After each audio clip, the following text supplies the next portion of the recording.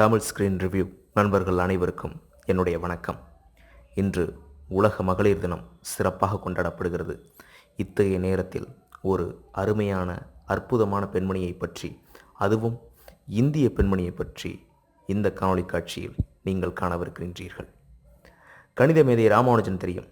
சகுந்தலா தேவியை தெரியுமா? இந்தியாவில் பிறந்து உலகளவில் சாதித்த பெண் மேதைகள் அநேகம் பேர்.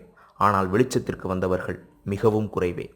சர்வதேச மகளிர் தின நேரத்தில் மறக்கடிக்கப்பட்ட ஒருவரை பற்றித்தான் காணவிருக்கின்றோம். கணித மேதை என்றாலே தமிழ் மண்ணில் பிறந்த ராமானுஜம் பெயர்தான் நினைவுக்கு வரும். இதே துறையில் அவருக்கு நிகராக பெண்மணி ஒருவரும் இருந்தார். உலக நாடுகளே மனித கம்ப்யூட்டர் என்று போற்றி கொண்டாடிய அவர் பெயர் சகுந்தலா தேவி. கர்நாடக மாநிலத்தில் சர்க்கஸ்காரர் மகளாக பிறந்தவர். அடிப்படை கல்வியை தாண்ட முடியாத அளவுக்கு குடும்பத்தில் வறுமை. அப்பா சர்க்கஸ் அரங்கில் சீட்டுக்கட்டு வித்தை செய்வது பிடித்து போகவே இவரும் செய்து பார்த்தார். கூடவே கணிதத்தில் வர்க்கமூலம் போன்ற அம்சங்களையும் கடகடவென சொன்னார். சகுந்தலாவின் கணித புலமை கண்டு வியந்த தந்தை சர்க்கஸ் வேலையில் இருந்து விலகினார். மகளுடன் சேர்ந்து தெருக்கூத்து நடந்த ஆரம்பித்தார். இதற்கிடையே 6 வயது சிறுமி சகுந்தலாவின் கணித திறமை கண்டு வியந்த பேராசிரியர் ஒருவர் மைசூர் பல்கலைக்கழகத்துக்கு பரிந்துரைத்தார். கணிதவியல் அறிஞர்களின் முன்பு நின்றவரிடம் 13 இலக்க எண்ணை இன்னொரு 13 இலக்க எண்ணால் பெருக்கினால் எவ்வளவு வரும் என்று கேட்டனர்.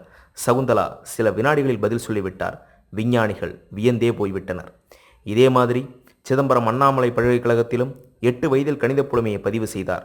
அதன் பிறகுதான் சகுந்தலாவின் கணித புகழ் உலகம் முழுவதும் பரவ ஆரம்பித்தது. இங்கிலாந்தில் லண்டன் இம்பீரியல் கல்லூரியில் இருந்து அழைப்பு வந்தது. அப்பாவுடன் போனார். ஆச்சரியப்படுத்தினார். அடுத்தபடியாக அறிவியல் மேதை ஐன்ஸ்டீனுடன் சந்திப்பு.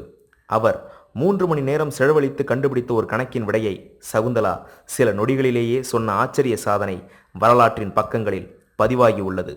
கொல்கத்தாவைச் சேர்ந்த IAS அதிகாரி ஃபெரிடோஸ் பானர்ஜியுடன் திருமணம் முடிந்தது.